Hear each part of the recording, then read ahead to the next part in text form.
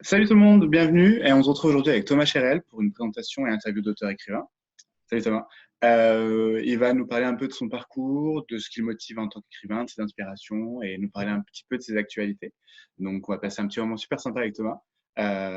Donc on va commencer cash. Salut Thomas. Salut Est-ce Simon. que tu peux, merci. Est-ce que tu peux nous dire un petit peu depuis quand est-ce que tu écris? Alors, depuis quand est-ce que j'écris? Moi, en fait, j'écris vraiment depuis à peu près un peu plus d'un an seulement. Ok, Parce que moi, à l'époque, en fait, j'avais commencé à découvrir l'écriture au collège, en fait, avec les rédactions, les écritures d'invention. Et c'est quelque chose qui me plaisait beaucoup, mais j'ai jamais creusé plus que ça parce que je me disais que pour écrire, il fallait avoir du talent. Enfin, c'est ce qu'on nous disait beaucoup à l'époque. ouais. Donc voilà, donc j'avais jamais creusé plus que ça. Moi, je suis pas du tout issu d'un milieu littéraire. Mes parents sont pas du tout issus d'un monde littéraire, mon frère non plus. Donc, ben, je me suis jamais vraiment trop posé la question là-dessus et j'ai vraiment commencé à m'y pencher il y a seulement un peu plus d'un an quand j'ai commencé à écrire mon premier roman, L'Atlantide, en fait. Un an et déjà deux bouquins. Ça se passe bien. Ouais, ben, on essaye. Ouais, ben, après, c'est vrai que quand je suis dedans, quoi. Je suis motivé, donc c'est vrai que je charbonne, quoi. Ah, c'est cool. Ok, donc à peu près un an. C'est une vocation rapide. Et est-ce que tu pensais avant, enfin avant les un an du coup, parce qu'au collège, etc., bon, ben, on a des, comment dire, on peut nous parler un peu de littérature et d'écrivains en nous disant parfois que c'est des gens inspirés ou des gens qui ont une vocation, tu vois. Mais tu pensais pas du tout faire ça à un moment donné?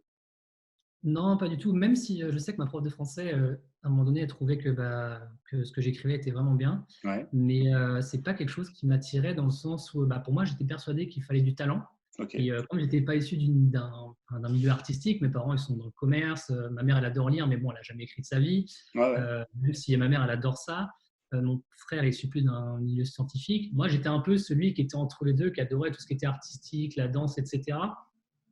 Mais j'ai jamais creusé plus que ça. Donc non, clairement, c'est pas quelque chose qui me. À la rigueur, faire du cinéma, ça c'est quelque chose qui me plaisait bien. Écrire Ouais, des scénarios et tout. ok. J'ai toujours eu beaucoup d'idées, donc c'est quelque chose qui me plaisait plus le cinéma. Ouais, Mais ensuite, j'ai vu que si on voulait créer des films, ça prenait beaucoup plus de temps, c'était plus dur, etc. Et donc une amie m'a dit tout simplement, pourquoi t'écris pas en fait, tu pourrais développer tes idées de scénario, mais en livre. ouais, Et encore une fois, je m'étais dit, bah ouais, mais bon, moi j'ai pas le talent. Elle me dit, mais c'est comme tout, ça s'apprend. Et donc, du coup, je me suis dit, pourquoi pas. ouais. Et du coup, j'ai commencé à taper sur mon premier roman. C'était un scénario de film que j'avais en tête, en fait. Et je me suis inscrit sur une plateforme comme Scribet. Et j'ai commencé à montrer mon histoire. Et puis, ça a beaucoup plu. Donc, finalement, je me suis dit, pourquoi pas complètement lancer. Et puis, continuer là-dessus, quoi. Ouais, grave. Ok.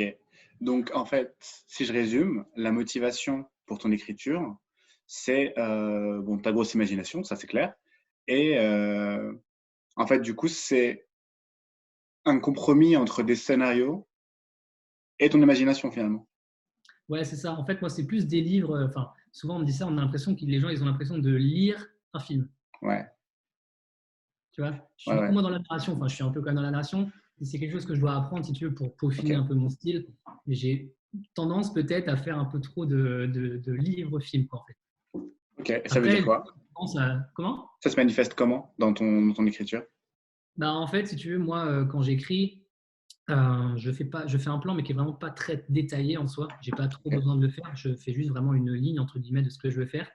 Et j'ai la scène déjà en tête, si tu veux. J'ai déjà le film dans ma tête quand je crée le livre. Je l'ai déjà dans ma tête. Donc du coup, les scènes, je les compartimente et j'ai juste à détailler en fait la scène que je vois dans ma tête. Donc en fait, forcément, j'ai le point de vue, si tu veux, d'un spectateur qui regarde un film et je le décris comme tel. Donc forcément, j'ai plus tendance à, tu vois, vraiment à naviguer comme si on regardait un film, quoi. en fait, du coup, ton œil de narrateur, ça devient une caméra en quelque sorte? Un peu ça, ouais, si tu veux, ouais. Si on peut rématiser, ouais, c'est exactement ça. Ok, c'est stylé. C'est stylé. Peut-être, je sais pas. Ouais, après, des fois, on a tendance à dire que ça va peut-être un peu trop vite, ou je sais pas, peut-être. Il faut vraiment que je peaufine ça pour vraiment trouver le juste milieu entre les deux. Mais moi, c'est quelque chose qui me plaît, ça me correspond, Ouais, donc voilà. ok, ça marche. Et si tu peux nous dire un petit peu ton âge pour qu'on sache, ça fait un an que tu écris à peu près? Et là, Ouais. t'as quel âge? Là, j'ai eu 29 ans le 31 mars. Ok, ok, donc tu avais 28 ans à peu près quand tu as commencé, quoi, Ouais, 27-28. voilà, c'est ça, ouais. Je calcule bien, c'est pour ça. Ok, et donc tu as deux romans. Tu as L'Atlantide, Ouais. qui. Est-ce qu'on peut dire que c'est un peu de l'anticipation? Alors ouais, justement, je préfère qu'on me dise que c'est de Ouais, l'anticipation plutôt que de la science-fiction, parce que très souvent, les gens l'assimilent à de la science-fiction, alors ouais, que pas du tout, ça se passe vraiment à notre époque, en fait. ouais. Et c'est juste que c'est une technologie qui potentiellement existe déjà, parce qu'en fait, moi, quand j'ai imaginé l'Atlantide, j'ai fait pas mal de recherches, Ouais, et j'ai vu qu'il y avait déjà des plans, en fait, en préparation pour créer déjà ce type d'écocité. ouais, Donc, je me suis dit, bah, finalement, je suis sur quelque chose qui existe déjà plus ou moins, qui est en préparation, ouais. et je me suis dit, bah, c'est quelque chose à travailler qui peut vraiment se faire. Donc, je me suis dit, c'est pas vraiment de la science-fiction, c'est plus vraiment de l'anticipation. Mhm. Donc, vraiment, il n'y a pas de science-fiction là-dedans. Tout ce que je mets, c'est des choses qui sont peut-être un peu sur le commun des mortels, entre guillemets. C'est peut-être un peu trop ouf, la science, le côté technologie. Ouais, Mais c'est ouais, vraiment des technologies qui existent déjà, en fait. ouais, J'invente strictement rien. Enfin, après, j'invente quelques petites choses, mais qui ouais. sont potentiellement possibles. Donc, techniquement, c'est plus soit de l'anticipation et contemporain que Mhm. science-fiction, ouais, clairement. Ouais, c'est intéressant parce que le système de cité sous-marine, etc., en fait, c'est des plans qui sont, c'est des alternatives, en fait, à un éventuel dérèglement climatique ou plein d'autres choses, tu vois. Exactement, ouais. Et du coup, c'est vrai que c'est possible, quoi. Donc, ce serait de l'anticipation, alors. Ouais. Parce que tu as, un architecte belge en fait, qui a mis au point des écocités comme ça. Et sauf que elle, contrairement à la mienne, elle ne serait pas figée en fait, à un endroit. Mhm. Ça serait comme des nénuphars, elles sont posées sur la mer. Et puis elles se baladent comme ça en fait, Ok. au Ouais. gré du courant, etc. Donc tu vois, moi j'étais tombé là-dessus, je me suis dit, bah ouais, finalement c'est quelque chose qui est complètement Ouais. cohérent. C'est très Donc cohérent. Ok. Et ça t'a mis combien de temps pour l'écrire, le premier, Atlantide? alors le premier, l'Atlantide, j'ai pas mis longtemps à l'écrire parce que j'étais vraiment dans l'engouement du truc. Ouais, ok. Vraiment, si on met vraiment à partir du moment où si on met vraiment en place juste les moments d'écriture, j'ai peut-être dû mettre peut-être 3-4 mois à l'écrire, je pense. Ah oui, J'écrivais t'étais vraiment, motivé. bah, je charbonnais vraiment comme un fou, Ok. quoi. Et puis, non, c'était mon premier, donc du coup, si tu veux, j'ai pas fait vraiment de relecture, entre guillemets. Ma Ok. relecture se faisait après chaque chapitre. Ok. Donc, je voulais qu'à chaque chapitre, il soit clean, il soit nickel, quoi. Après, D'accord. j'ai dû refaire des modifs quand je l'ai balancé sur Scribner, m'a dit là, tu devrais ajuster ça. Ouais. Mais j'ai pas fait de gros polissages comme je suis en train de faire pour Wakamontis, quoi. Et là, ah oui, donc en fait, à la fin de ton premier jet, il était quasiment C'est prêt, quoi. ça. Ouais, c'était un premier dernier jet un peu, ouais. Ouais, c'est ça. Ok. Et comment t'as fait pour les bêta lecteurs, etc. S'il Alors était moi, déjà quasiment prêt. je n'ai pas de bêta lecteur en soi. Ok. Donc, Même pour le deuxième? même pour le deuxième, ouais, moi, mes bêta lecteurs, c'est ma copine et ma mère. Ok. Mais après, bon, je sais que la famille, c'est jamais très, voilà, très objectif. Je le sais très bien. Ma mère, Non, non, bon, mais. oui, voilà, après, Ouais, ouais. Non, c'est vrai qu'il y a des gens qui préconisent le fait d'avoir des étrangers qui ont un œil très neutre et objectif. Mais bon, moi, je vois pas de mal. En fait, on peut très bien être proche et objectif, en fait. Ça oui, n'empêche c'est vrai, pas. tout à fait. Ça Ouais, n'empêche ouais. pas. Après, j'ai conscience que ma mère, elle a tendance à, des fois, surenjouer le truc. J'en ai conscience. Donc, tu vois, moi aussi, j'ai un peu un œil sur mon truc. Mais Ouais, en ouais. fait, ce que je veux dire, c'est que la bêta lecture, pour moi, c'est assez subjectif dans le sens où tu pourras jamais avoir une vision globale de ce que tout le monde va penser de ton livre. Parce Non. que bon, tu auras simplement 2 bêta lecteurs. Pour moi, Ouais, c'est pas représentatif en soi ouais, ouais. de ce que les gens vont ressentir. Donc, je me dis, moi, c'est mon travail. Je me dis, un peintre, il va pas demander à des gens avant de le vendre ce que les gens en pensent, si tu veux. Moi, je Ouais. me considère un peu comme un artiste, entre guillemets, où Mhm. je me dis, j'ai pas besoin, entre guillemets, c'est pas pour négliger les bêta-lecteurs, hein, pas du tout, mais Mhm. ce que je veux dire, c'est que je me sens confiant, entre guillemets, dans ce que je suis en train de faire, ça me Ouais. correspond. Donc, je me dis, je veux pas être parasité par ce que les gens vont penser d'abord, Mhm. pour après refoutre le bordel dans mon histoire, je préfère vraiment le montrer comme ça, Ouais. et après, si ça plaît ou ça plaît pas, quoi, tout simplement. Oui, c'est ça. Oui, parce que c'est vrai que c'est un panel pas très représentatif de lecteurs, en fait. Si tu as deux, trois bêta-lecteurs, bah, C'est ça apporte ça. des corrections, c'est clair, mais de leur Ouais, point de vue à eux, en fait. Donc, ça se trouve, il y a plein d'autres gens qui auraient aimé la version de base. exactement. Donc, ça, c'est vrai que tu peux pas savoir, c'est un pari, en fait, je pense. Bah, c'est ça, ouais. C'est comme quand tu fais un film aussi, c'est pareil. Tu vois, tu imagines s'il commence à montrer à plusieurs personnes, ouais, tu aurais dû faire ça comme ça. Bah, après, Ouais, tu dois tout remodeler. oui, c'est Et ça. finalement, ça t'éloigne un peu plus de ce que tu avais prévu au départ, quoi. C'est ça. Ça enlève l'œil de l'écrivain, du coup, dans un sens. Bah, c'est Peut-être. ça, ouais. Ouais, c'est intéressant comme vision. C'est mon point de vue. Après, Ouais, ouais. voilà. Oui, oui. Bah, il y a débat, clairement, hein, parce que je pense qu'il y a plein de gens qui sont pas d'accord, tu vois. Ouais. Mais oui, c'est vrai que la question se pose, tu vois. Ouais, ouais. Ok. Et quand tu l'as écrit, fini, peaufiné, tu l'as mis que sur Scribet ou tu as décidé de l'éditer directement en bouquin, papier? Alors, je savais même pas que ça existait, en fait, qu'on pouvait s'auto-éditer à la base. Ok. Donc, moi, je l'avais d'abord écrit pour moi, en fait. Ouais, Et sur Scribet, les gens, ils m'ont dit, franchement, ton livre, il est bien, pourquoi tu ne le publies pas? ouais. J'ai dit, bah, arrêtez, moi, j'ai pas faut être quelqu'un, un minimum, pour aller dans une maison d'édition et se faire éditer, quoi. Et là, on m'a dit, bah, tu as l'auto-édition, sinon tu peux le Hmm. sortir sur Amazon. Ouais. Je dis, c'est quoi ce délire? Enfin, qu'est-ce que tu me racontes? Je dis, genre, tout le monde peut sortir un livre comme ça et n'importe qui peut vendre un livre, quoi. Enfin, pour moi, ça n'avait pas de sens. Ouais. Et, je me suis renseigné, puis bah, effectivement, je me suis dit, mais en fait, c'est super simple, quoi. Tu balances ton PDF, tu fais une couverture et puis terminé, bonsoir, quoi. Ouais. Et puis, bah, donc, du coup, je me suis dit, bah, je vais me lancer. J'ai d'abord cherché une correctrice quand même, parce que bon, faut quand même bien corriger le livre. Ouais, j'avoue. Et une fois qu'il a été corrigé, j'ai fait la couverture du roman et puis bah, je me suis dit, bah, go, on va essayer. C'est toi qui l'as fait la couverture? Ouais, c'est moi qui fais toutes mes couvertures. Ouais, T'as fait la couverture des deux? ouais des deux. Ouais. Puis dans titre, j'en ai fait vraiment beaucoup, beaucoup, beaucoup. Oui, j'ai vu qu'il y avait plusieurs versions, ouais, justement. Mais elles sont canon, les deux couvertures sont canon. Bah, c'est gentil, mais je ferai une vidéo moi sur ma chaîne YouTube des différentes versions que j'avais faites. Et vous allez voir, enfin, il y a du Jojo, quoi. Donc, bon. Trop bien. Ouais, non, mais ouais, je suis plutôt satisfait de mes couvertures. Ouais, Ouais, elles sont canon, moi j'aime bien, moi. Elles parlent bien, je trouve. c'est gentil. Ok, donc l'auto-édition, du coup, c'est vrai qu'en fait, on a de la chance, dans notre époque à nous, depuis quelques années, de pouvoir s'auto-éditer comme on veut, parce que Vraiment. je pense il y a 10 piges, 15 piges, bah, en fait, si tu n'étais pas choisi par une maison d'édition, bah, en fait, c'était mort, quoi. Bah, c'est clair, ouais. Tu gardes ton bouquin chez toi, ou à la rigueur sur un blog, tu vois, Ouais, c'est vrai. mais c'est pas la même chose. Donc c'est Non, cool. c'est pas pareil. Ok, et tu l'avais sorti en numérique directement, ou c'est quand tu l'as sorti en numérique que tu t'es dit que tu allais faire en version papier aussi? J'ai sorti les deux directs en même temps. Les deux directs? Ouais. Bah, en Ouais. fait, ouais, j'ai vu qu'on pouvait sortir la version numérique, la version papier. Je me suis dit, bah, autant toucher le plus de gens. Enfin, il y a des gens qui sont plus trop papier, et puis même Hmm. niveau tarif, ça peut, voilà. Ouais, c'est pas la même Je me chose. suis dit, bah, autant sortir les deux, quoi. Mhm. Ok. Et comment ça s'est passé après, du coup, quand tu as sorti ce bouquin-là, pour la préparation à l'écriture du deuxième Okamantis? Alors, en fait, d'abord, moi, j'ai commencé, du coup, je l'ai sorti. Et puis après, donc, j'ai dû travailler, je travaillais dans une entreprise de commerce. Ouais. Et je me suis dit, bah, je vais me laisser un temps vraiment pour, voilà. J'avais plein d'idées en fait de livres, mais je m'étais dit, je ne savais pas encore sur lequel j'allais aller. Et je me suis dit, moi, pour l'instant, je vais me consacrer d'abord à mon travail. Une fois que ça sera terminé, mon travail, que je vais commencer à développer mon activité de mon côté, je vais prendre un peu de temps pour moi et pour vraiment commencer à réécrire le prochain. Et à la base, je pensais écrire donc, une suite de l'Atlantide, parce qu'en fait, l'Atlantide, si tu veux, c'est un peu une série, entre guillemets. On retrouvera toujours les mêmes personnages dans une série. Ce pas des séries, si tu veux, comme des sagas où tu as une suite vraiment, si tu n'as pas lu le premier, tu es embêté. Hmm. Tu auras, voilà, c'est une suite, mais si tu connais le personnage, bah, tu le connais. Ouais. Si tu ne connais pas, c'est pas très grave. Ok. Et chaque personnage aura son roman. Donc voilà, moi, j'étais parti sur un délire comme ça. Et une fois que mon travail s'est terminé, eh bien, j'étais sous la douche. Voilà, j'étais en train de prendre ma douche. Et d'un seul coup, il y a un mot qui m'est apparu, Wakamantis. Je ne sais pas d'où il sort. Vraiment, je ne sais pas d'où il sort. Et je me suis dit, Wakamantis. Je dis, pourquoi ça vient dans ma tête? Et je dis, qu'est-ce que je pourrais trouver par rapport à Wakamantis? Et là, j'ai eu l'idée, vraiment, ça y est, de ce que pouvait être un Wakamantis. Et je me suis dit, bon, là, c'est bon. J'ai même plus besoin d'attendre que mon travail s'arrête ou quoi que ce soit. Il faut que je commence à préparer ça, à développer le truc, parce que ça commençait à me taper dans la tête jour et nuit. Ouais, ouais, ouais. Mais ça, et du coup, c'est un mot inventé, en fait, ça veut rien dire.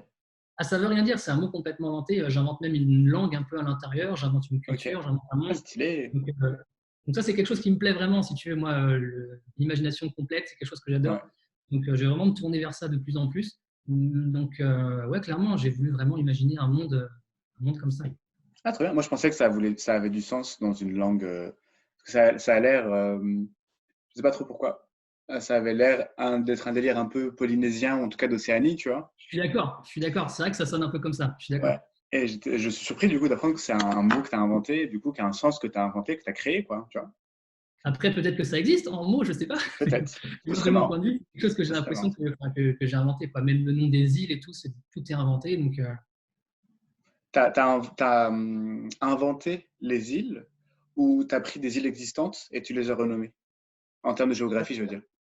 Alors en fait, non, bah, la plupart des îles, c'est des choses que j'ai inventées, enfin, que je Ok, pense avoir inventées. Après, peut-être que j'ai été influencé parce que j'ai déjà vu ou quoi. ok, ouais. Mais clairement, c'est des choses que j'ai inventées. Après, il y avait juste une île que j'ai changée. C'était une île qui était à Hawaï, je crois. Je l'ai appelée Kuala et je ne sais Mhm, plus comment elle s'appelle, mais il me semble que je l'ai juste remodifiée un peu. mhm, J'ai pas court d'idée, là, je voulais vraiment une petite île sympa ouais. et je me suis dit, voilà. C'est vrai qu'à Hawaï, il y a de quoi faire en termes d'îles sympas. Bah, c'est ça, ouais. C'est pas trop mal comme base, tu vois. Pas trop mal. Ouais. Ouais. Et là, tu es dans la réécriture de Alors, ouais, Wakamantis? là, je suis vraiment dans la correction. Ouais. Ouais, correction. La correction, vraiment, le polissage nickel. La relecture, moi, pour moi, elle est bonne, elle est terminée. Ok. Donc, vraiment, dans le polissage, enlever les coquilles, les répétitions, etc. Non, c'est cool. Donc, quasiment à la fin, quoi. Quasiment à la fin, j'en vois le bout, ouais. Ok. Et tu penses que tu en auras pour combien de temps encore? Alors, je ne sais pas du tout, j'ai fait une première correction où je vérifiais tout simplement les répétitions.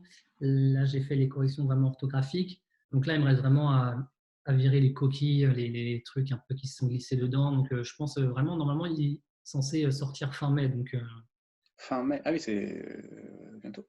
ouais, c'est bientôt. Ouais. Ouais. Je me dis fin mai pour me laisser de la marge, parce que bon, des Ouais, fois, avec le travail, je n'ai pas le choix, je dois forcément prioriser certaines choses. ouais, Mais j'imagine. clairement, ouais, fin mai, c'est l'objectif. À la base, ça devait être fin mars. Et comme il y a eu le souci du corona, etc., donc Ouais. je me suis dit, je vais mettre de côté un petit peu et puis on verra ça après. Hmm. Et pendant le confinement, tu as eu le temps de plus bosser dessus ou au contraire, pas du tout? Alors, pas du tout. J'ai eu Ouais. moins de temps pour écrire finalement, parce que j'ai beaucoup de projets personnels en dehors de l'écriture. Et donc, clairement, j'ai eu moins de temps pour écrire en fait. Je pensais écrire plus pour Mhm. m'attaquer même à un prochain roman. Je pensais même avoir plus de temps pour lire des romans d'auteurs que j'apprécie comme Yacine ou Chloé Barthez. Ouais. Et j'ai même pas eu le temps finalement de continuer les romans-là. J'ai vraiment dû me concentrer sur mes projets perso et mes projets professionnels. Ouais. Donc, ouais, j'ai été un petit peu contraint par rapport à ça finalement. Hmm. Ok. Bon, mais en tout cas, ça avance. Enfin, ça veut dire qu'il y a un peu 2 mois de décalage. C'est pas non plus énorme, quoi. C'est Ça ça, va. c'est pas énorme. Puis par rapport à l'actualité, bon, finalement, Ouais. c'est quelque chose Oui, qui se goupille plutôt normalement. oui, c'est ça. Donc, mais en tout cas, ce qui est sûr, c'est qu'il sera sorti avant l'été, quoi. Le but, c'est qu'il soit sorti avant l'été, ouais, tout C'est à ça fait. Ouais. l'idée. Ok, ça C'est ça marche. l'idée. Bon, bah, c'est cool. Et donc là, pour Wakamantis, donc tu as eu l'idée sous la douche. Ça marche bien, Ouais, les douches, pour avoir ouais, des idées, ça c'est clair. c'est clair. Et comment dire, est-ce que tu, après avoir eu le nom, donc tu as eu peut-être l'idée de l'univers, etc., mais est-ce que tu as eu des inspirations pour cet univers-là? Ou est-ce que vraiment tu as tout, encore une fois, comme pour Atlantide, inspiré un peu de réel et le reste, c'est vraiment ton imagination, quoi? Alors, Wakamantis, c'est un mélange de pas mal de choses que moi j'apprécie en développement personnel, dans mon monde idéal un peu. Donc, c'est Ouais. plus des inspirations perso, donc par rapport forcément à ce que j'ai vécu, etc. Mhm. Mais c'est plus vraiment des choses par rapport à mon univers personnel. Donc, j'ai été influencé par des choses forcément, Bah ouais. mais c'est vraiment plus par des choses que moi j'ai imaginées et que j'aimerais retrouver en fait. C'est un peu plus le monde en fait dans lequel j'aimerais bien vivre, si tu veux. Donc, c'est un peu un truc personnel en soi que je mets dans le roman, Ok. mais que ce soit pour la nourriture, que ce soit pour la manière de vivre, que ce soit pour la spiritualité, etc. C'est quelque chose qui me parle beaucoup en fait dans Wakamantis. Ok. Bon, c'est cool. Et est-ce qu'on peut faire un parallèle en termes de... Tu vois, je parle juste par rapport à la couverture. Donc, tu as Mhm. l'Atlantide qui est bleu, donc on sent l'univers aquatique. Et Wakamantis, on sent du coup un univers un peu... Enfin, bon, globalement, c'est une jungle ou une forêt, Ouais. tu vois.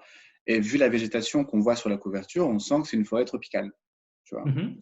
Est-ce que c'est des inspirations que tu as un peu environnementales, du coup, de kiff. Alors, du coup, pas pour l'anticipation de l'Atlantide, du coup, mais pour Wakamanti, ça va être plus le cas. Mais du coup, d'être dans un délire très environnemental, en dehors, du coup, de milieu urbain, de densité de population, etc.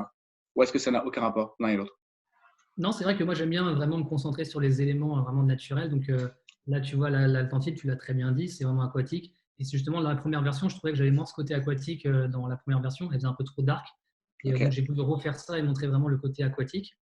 Surtout que dans un passage de l'Atlantide, en fait, vraiment, ils sont sous l'eau dans un petit vaisseau qui est vraiment sympa. Je voulais un peu retrouver cet univers-là. Et Wakamantis, ouais, clairement, je voulais quelque chose. Moi, j'adore la nature, j'adore tout ça. Et je trouve qu'on n'y prête pas assez attention.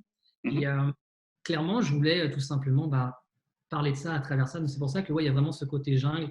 Et dans Wakamantis, tout est vraiment naturel. Et les gens, la culture, ils sont vraiment très proches de la nature, très proches des animaux. Les animaux sont sacrés pour eux. mhm. Ils sont tous végétariens, etc. Ils ne mangent pas d'animaux. Mais clairement, ouais, c'est vraiment, je voulais quelque chose de très, très jungle, très tropical et très nature, quoi.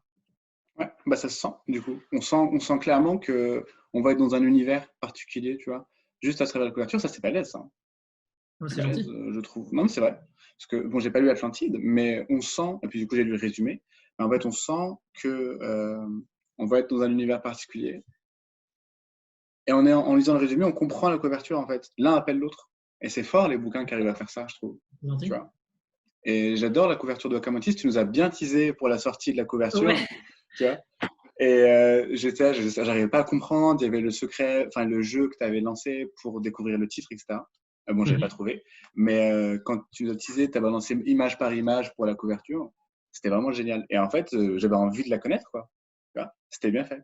J'ai kiffé. Ok, ouais, je savais pas comment faire, mais je voulais un truc un petit peu original pour le présenter. Et comme vraiment, j'étais fier de la couverture. Clairement, Ouais, j'étais content de la couverture. Tu vois, là pour le coup, à l'Atlantide, les couvertures, elles se sont fait vraiment très rapidement. ouais. Je me suis pas vraiment posé de questions. Je savais tout de suite où je voulais aller. Wakamantis, j'avais tellement dit, parce qu'il y a beaucoup de choses dans Wakamantis, et je galérais un petit peu à savoir vraiment comment je vais faire. Ça faisait plusieurs jours que je travaillais dessus. Et à un moment donné, juste avant de manger, j'étais sur mon ordi, je me dis, vas-y, je vais faire une version, on va tester. J'ai une petite idée en tête. Je commence à mettre des éléments ici et là. Je dis, ah, là, ça va être pas mal quand même. Là, je commençais à me dire, elle est vraiment pas mal. Ouais. Du coup, je l'ai terminé, je l'ai montré à ma mère, je l'ai montré à ma copine, je l'ai montré à mes parents, à ma famille. Et vraiment, ils ont adoré. Ma mère me disait, on dirait une affiche pour Pandora, si tu veux. Ouais. Ouais. Donc, je me dis, ouais, clairement, je dis, c'est une affiche qui pourrait mettre de Pandora. Donc, j'étais vraiment très content et je me suis dit, et ça, en feed Instagram, en compartimenté, je dis, franchement, ça peut être classe. Je dis, ça pourra plaire aux gens et puis ça pourra leur donner un petit peu envie d'en savoir plus. Donc, du Ouais. coup, je l'ai balancé comme ça.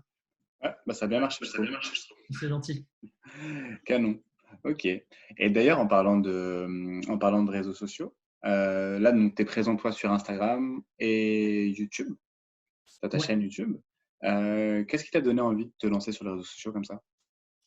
Alors, en fait, sur Instagram, c'était essentiellement pour me faire connaître un petit peu plus. Ok, Parce que quand on met en auto-édition, forcément, si tu n'es pas connu, tu es mort. Tu n'existes pas. C'est comme si tu étais en page 5 de Google. c'est ça. Donc, clairement, il fallait se faire connaître. Moi, j'ai fait l'erreur, si tu veux, de créer la comptine et de ne pas avoir de réseaux sociaux à la base. Ok, Donc ça, c'est une grosse erreur. Donc s'il y a des jeunes auteurs qui nous regardent, je ne vous conseille pas de faire ça. Commencez d'abord par créer une communauté ouais. et après vous publiez votre livre. Je sais que quand on a un livre, on l'a fini, on n'a qu'une envie, c'est de le montrer aux gens.